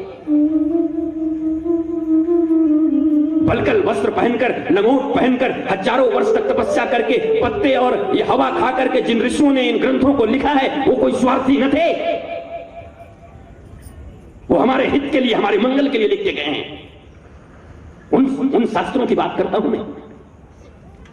इसलिए वहां अतिथि भी यज्ञ है, उनको संतुष्ट करो। प्रकृति, अरे मरने के बाद जितनी लकड़ियों में जलोगे उतना तो पैदा करके जाओ। 9 मन लकड़ी में जलोगे, मोटे मोटे गट्ठर लगेंगे जलाने में तुमको, उतने पेड़ तो लगा के जाओ। यह है प्रकृति का यज्ञ। संस्कृति, पहनावा, खान पान, आहार विहार, विचार। जींस पहनना मना नहीं है, लेकिन धोती भी पहनना पड़े तो मस्ती से साथ पहन जाओ। तिलक लगाना पड़े तो बढ़िया, एकदम ऐसे सुंदर। ये कितना अच्छा लग रहा है यहां पर। ये मुझे मधु और वो मेरा बच्चा अमित है जांजगीर का, उन्होंने कहा कि गुरुजी जो भी लोग आएंगे उनको तिलक लगाएंगे, ये वाला मुझे बहुत अच्छा लगेगा। मैं तो कभी कभी आंख लास्ट में ही खोलता हूं, लेकिन जब खोलता हूं जितने लोग रहते हैं, जब माथे पे देखता हूं ऊर्ध्वपुंड लगा हुआ, इतना सुंदर लगता है। मैं ऐसे भी बिना तिलक के भी लोगों को देखता हूं। संजय के घर में ही कई ऐसे बच्चे हैं, बड़े गोरे गोरे, बड़े सुंदर सुंदर अच्छे लड़के हैं सब। संजय खुद ही स्मार्ट है, उसके भैया इतने स्मार्ट हैं, सब स्मार्ट है। पर स्मार्टनेस सिर्फ ये बाहर की चमड़े की स्मार्टनेस नहीं है। स्मार्टनेस आपके विचार कैसे हैं, कितने स्मार्ट हो आप, गुरु के लिए कितने स्मार्ट हो आप। तो इतने सुंदर जब तिलक लगता है, इतना अच्छा लगता है, लगता है एकदम मस्तक सुशोभित हो रहा है, ठाकुर जी मस्तक पर बैठे।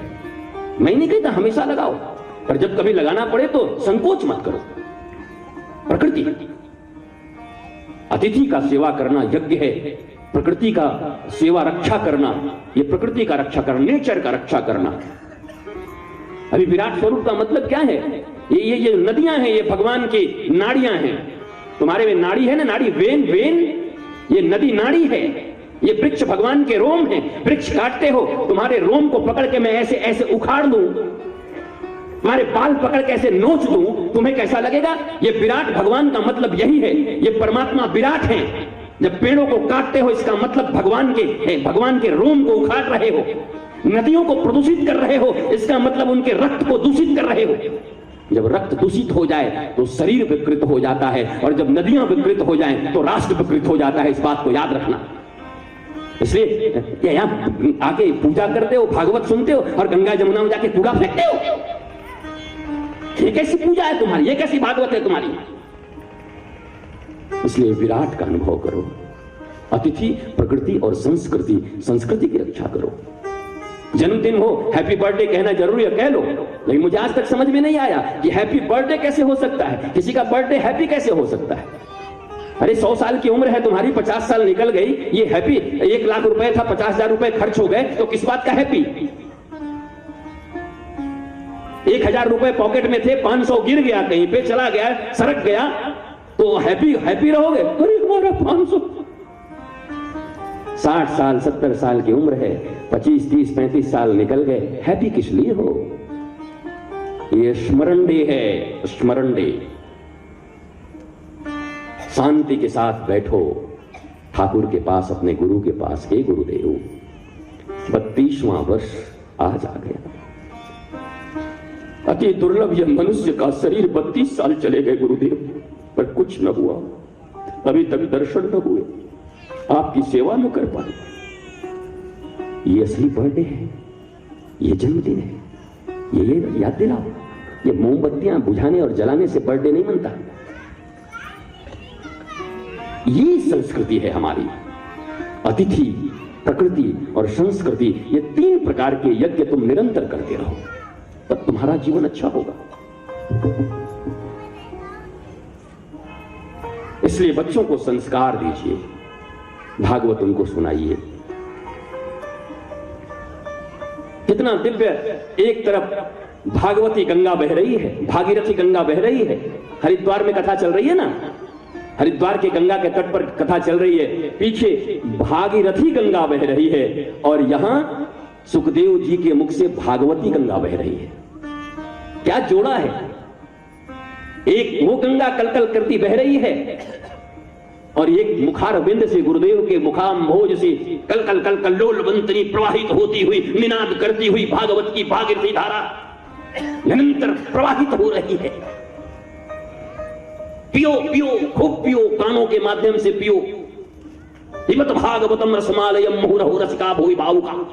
खूब पियो, थको मत, खूब पियो। अरे गुरुदेव जब पिला रहे हो तो झूम झूम के पियो, और गुरुदेव के चरण को चूम चूम के पियो। ये भागवत है,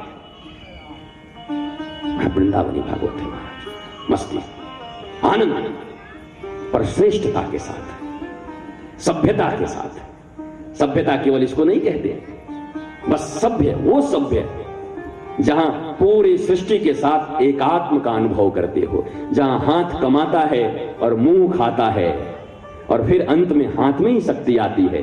ये भावना अगर आ जाए तो इसी को तो कहते हैं सोहम सोहम शिवोहम शिवो।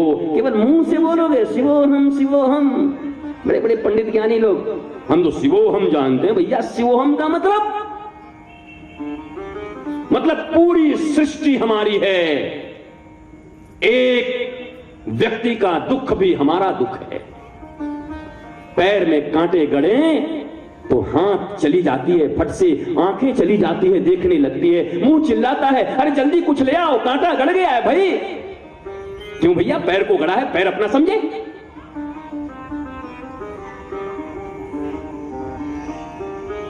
इसलिए यही चतुश्लोकी भागवत है, सुंदर भागवत। गुरुदेव सुखदेव कह रहे हैं कि परीक्षित, मृत्यु को याद रखो, मृत्यु बना लो। जाने से पहले अब तक इतनी तैयारी की है, ये यहां की तैयारी है, वहां की भी तैयारी कर लो। अलेक्जेंडर द ग्रेट पूरी दुनिया में विजय प्राप्त करके जब चला और बाहर नैया पर था, ब्लड की डिसेंट्री हो गई, मरने लगा। उस समय अपने डॉक्टर से कहता है मुझे 1 महीने बचा लो, मैं अपनी जन्मभूमि में मरना चाहता हूं। डॉक्टर ने कहा 1 महीने, 1 दिन भी बचना तुम्हारा मुश्किल है। और तब कहा मेरी अंतिम इच्छा यही है कि जब मैं अपने गांव पहुंचूं, अपने राज्य पहुंचूं, तो मुझे जब तुम बक्से में बंद करके ले जाओगे, अलेक्जेंडर द ग्रेट उनके धर्म में ऐसे ही, उनके पंथ में ऐसे ही होता है, ताबूत में ले जाते हैं उनको बंद करके। कहा 2 काम करना, मेरे ताबूत को कंधे देने वाले विश्व के श्रेष्ठ डॉक्टर हो, और दोनों हाथ मेरे बाहर खोल के निकालना। सैनिक ने पूछा, सेनापति ने पूछा, ये तो आपके ट्रेडिशन में नहीं है, ये तो आपके महाराज ये परंपरा में नहीं है, ऐसी बात क्यों कर रहे हैं आप? कहा नहीं नहीं, मैं दुनिया वालों को ये दिखाना चाहता हूं कि अलेक्जेंडर आया, सिकंदर महान, पूरे विश्व पर कब्जा किया, जीता, धन पे धन लाया, कमाई पे कमाई की। 40-40 घोड़ों के ऊपर जिसकी तिजोरी की चाबियां चलाकर, तिजोरी नहीं, तिजोरी की चाबियां, 40 ऊंट पर केवल चाबी चलती थी, तिजोरी कितनी होगी? यहां तो एक तिजोरी रख के पता नहीं कितने बड़े सेठ बन गए हो। 40 ऊंटों पर सिर्फ चाबियां चलती थी। और वो जब गया तो विश्व के बेस्ट डॉक्टर कंधा दे रहे थे। बोला क्यों? कहा लोगों को यह भ्रम न रहे कि जिंदगी डॉक्टर देता है, और कहा हाथ बाहर निकाल देना ताकि लोग ये देखें कि अलेक्जेंडर द ग्रेट, जिसने दुनिया में इतना उत्पात मचाया, इतना परिश्रम किया, आया भी खाली हाथ था और जा भी खाली हाथ रहा है। ये दुनिया वालों को समझ में आना चाहिए। इसलिए चाहिए ये अलेक्जेंडर द ग्रेट, इसलिए मौत की तैयारी करो, मृत्यु की तैयारी करो। आर्ट ऑफ लिविंग, LEAVING, छोड़ने की भी तैयारी होनी चाहिए। ये दुनिया क्या है? एक ट्रेन की यात्रा है। हम एक स्टेशन पर बैठे और सामने कोई और बैठा हुआ था और हमारी परिचय हो गई, टिफिन खुल गए, एक साथ खाने पीने लगे। उसका स्टेशन आया, वो उतर गया, दूसरा बैठा, उससे भी परिचय हुआ, टिफिन खुले, वो भी उतर गया, तीसरा आया, वो भी उतर गया, चौथा हमारा स्टेशन आया, हम भी उतर गए। बच्चा इस दुनिया में आता है तो 4 सहयात्री उसको मिलते हैं, माता पिता और दादा दादी। बाद दादी का स्टेशन आता है, दादी उतर जाती है और एक नई बहू घर में आ जाती है। दादा का स्टेशन आया, दादा उतर गए और फिर एक बेटा घर में आ गया। फिर माता का स्टेशन आया, माता उतर गई और बेटे की बहू घर में आ गई। पिता का स्टेशन आया, पिता उतर गया और पोता घर में आ गया। तुम्हारा स्टेशन आया, तुम भी उतर गए और तुम्हारी यात्रा पूर्ण हो गई। यही है तुम्हारी यात्रा, यही तो यात्रा है तुम्हारी। इतना मोह, इतनी ममता, इतनी माया। जिनसे मोह करना उनसे मोह नहीं करते, जिनसे ममता रखनी हो यशोदा की तरह उनसे नहीं रखते।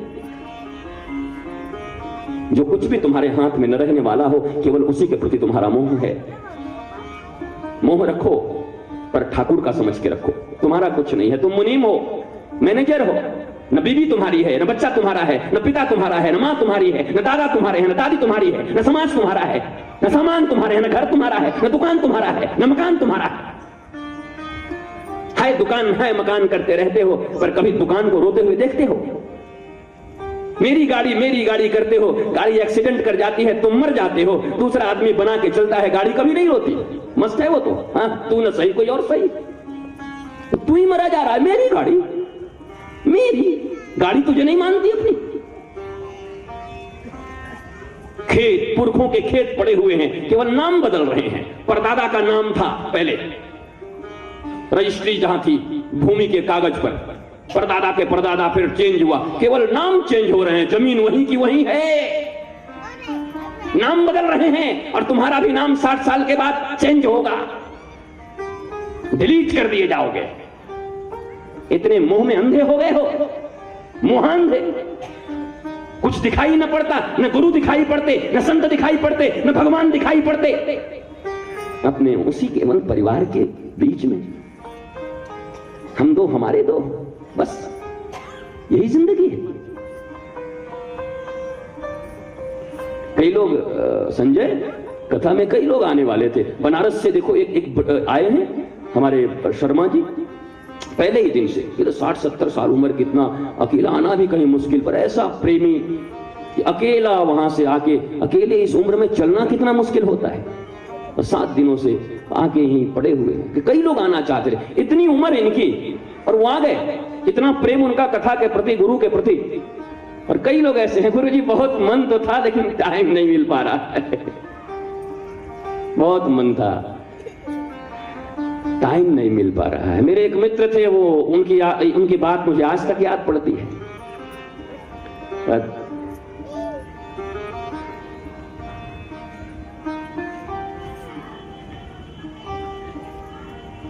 बोला ये तुम्हारे प्रायोरिटी का सवाल है, इतना ही बोला उन्होंने, ज्यादा उत्तर न दिया। बोला ये तुम्हारी प्रायोरिटी का सवाल है, तुम्हारे लिए प्रायोरिटी क्या है? कह रहे हो समय नहीं मिला। तुम ये कहो ना कि गुरु मेरे लिए प्रायोरिटी नहीं है, भागवत मेरे लिए प्रायोरिटी नहीं है, सत्संग मेरे लिए प्रायोरिटी नहीं है। जो प्रायोरिटी थी मैं उसको तो निभा रहा हूं। ये क्यों कह रहे हो समय नहीं मिल रहा? कहो गुरु मेरी प्राथमिकता नहीं है, भागवत मेरी प्राथमिकता नहीं है, गोविंद मेरा प्राथमिकता नहीं है। ये मत कहो कि मेरे पास टाइम नहीं है, ये गलत है। प्रायोरिटी नहीं है। मैं सुनता हूं कुछ दिन के बाद शादी है यहां पर, शायद संजय के यहाँ, अगर मेरी जानकारी सही है। क्या ऐसा शादी है ना? हाँ शादी है। अब शादी विवाह का टाइम और ऐसा झमेला कौन ले कि 7 दिन पहले, एक तो उधर 7-8 दिन उतना बिजी रहेगा, फिर इधर 15 दिन से इतना महीनों से बिजी। बात तो प्रायोरिटी की है यार। अगर उसके दिल में प्रायोरिटी न होती, प्राथमिकता न होती भागवत, प्राथमिकता न होते गुरुदेव, तो शादी हो जाए। यहां तो शादी के 2 साल पहले से लोग बहाना बनाते हैं, बस ये लड़की का शादी है गुरुजी, ये 1-2 साल में हो जाए, फिर तो हमको भागवत ही कराना है। तू तो जिंदगी में नहीं करा पाएगा, मैं जानता हूं। मैंने सबको सुना है, कितने लोगों को, आपकी अब दया हो जाए, बस यही आखिरी बच्ची है, इसका शादी करके फ्री हो जाऊंगा, फिर वृंदा ही बना के रहूंगा। हम बोले तेरे ऐसे इस दुनिया में, भारत में बोलने वाले इतने लोग थे, सब सही होते तो आज वृंदावन में बूढ़े बूढ़ियों की भीड़ हो जाती, और वृंदावन जैसा का तैसा खाली है। सब यही बोलते हैं कि बस ये आखिरी है, बेटा का बोला थोड़ा हो जाए और बेटी का करके एकदम फ्री वृंदावन हो। मैंने आज तक किसी को नहीं देखा।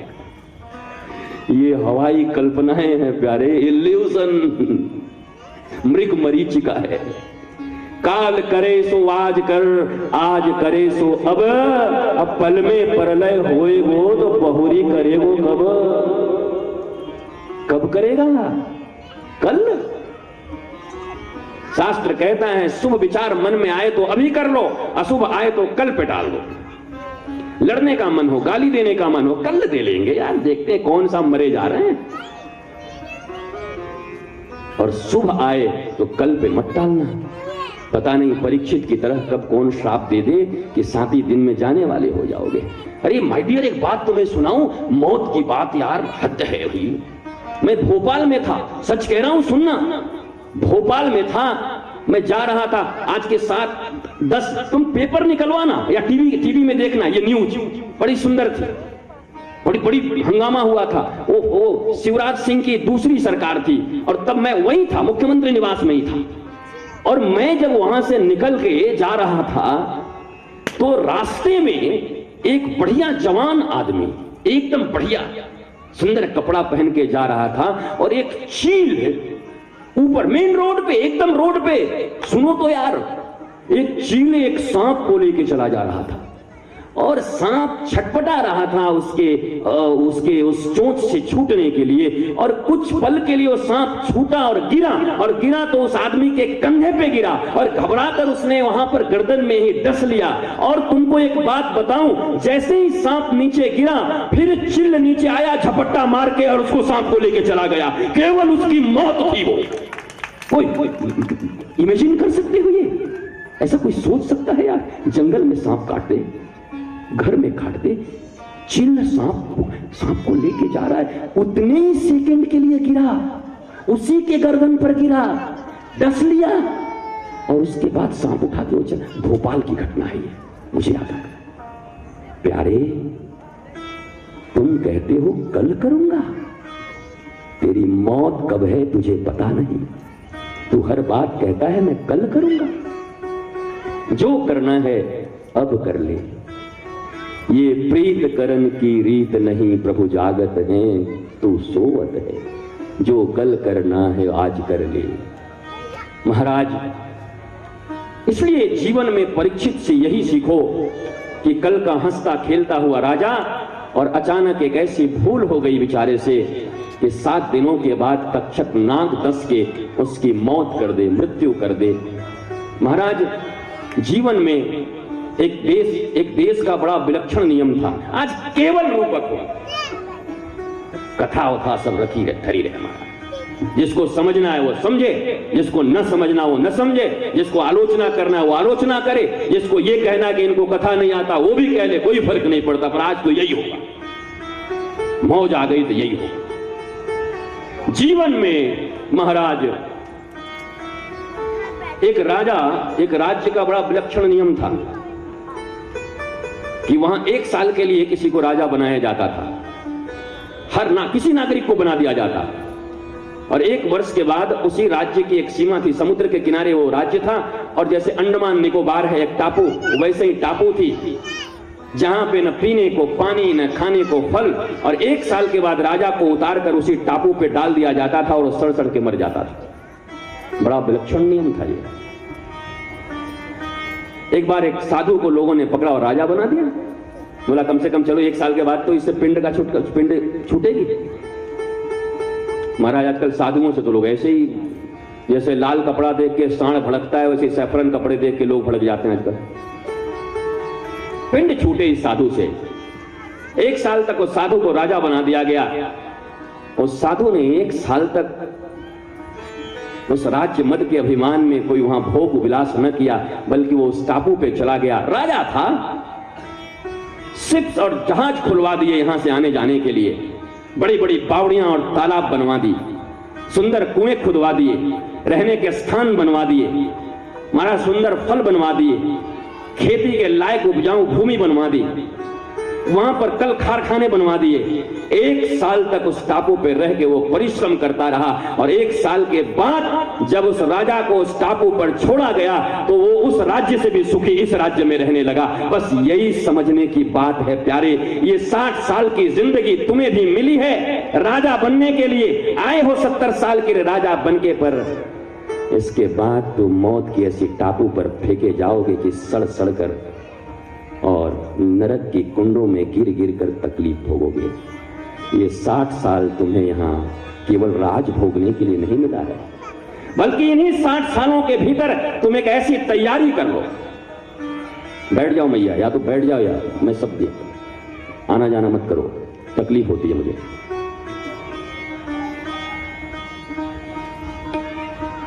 इन्हीं 60 सालों के भीतर तुम्हें एक काम करना होगा। तुमने जैसे जिंदगी की तैयारी की वैसे मौत की भी तैयारी कर लो।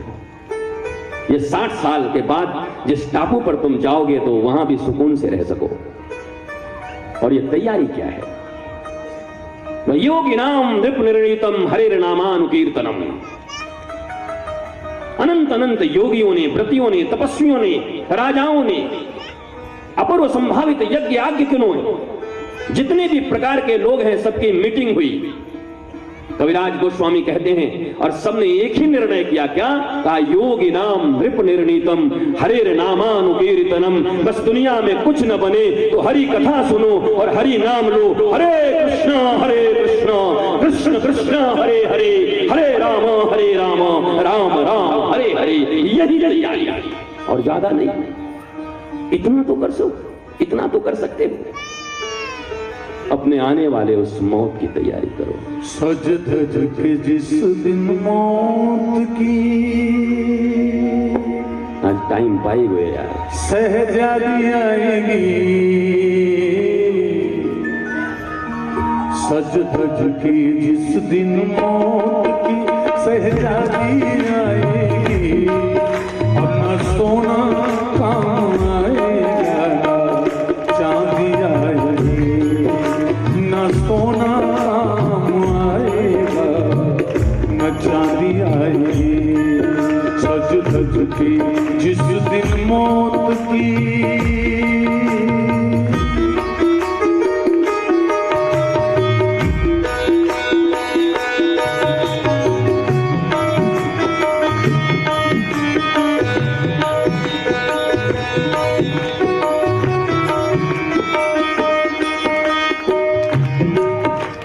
अच्छे किए तुमने करम तो पाया मानो तन। अच्छे किए तुमने करम तो पाया मानो तन। अब पाप में और लोभ में क्यों खोया अपना तन। ये पाप की नैया,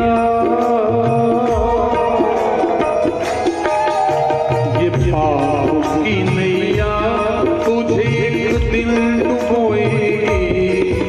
ये पाप की नैया तुझे एक दिन डुबोएगी। न सोना आएगा, न चांदी आएगी। न सोना आएगा, न चांदी आएगी।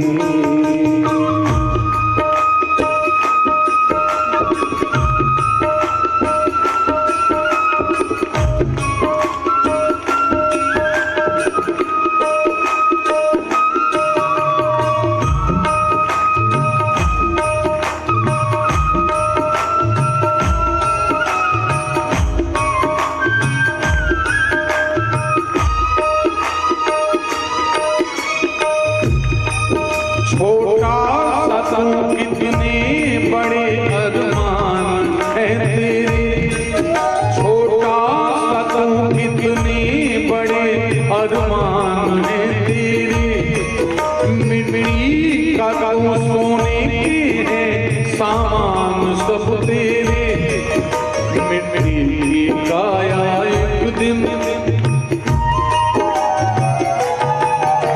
मिट्टी की काया एक दिन मिट्टी में मिल जाएगी, मिट्टी की काया एक दिन मिट्टी में मिल जाएगी, न सोना काम आएगा न चांदी आएगी, न सोना काम आएगा चांदी आएगी, सज धज के जिस दिन मौत की।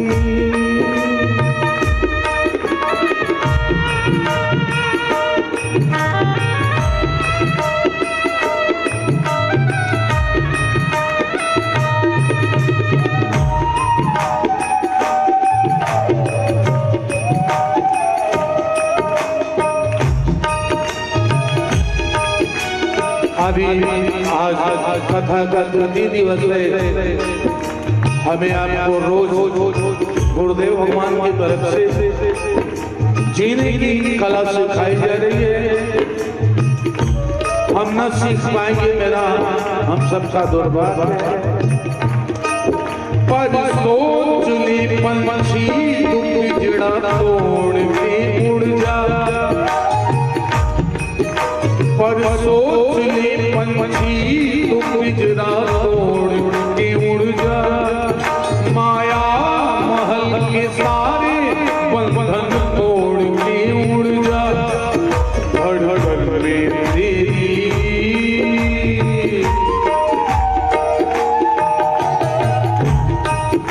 धड़धड़ में तेरी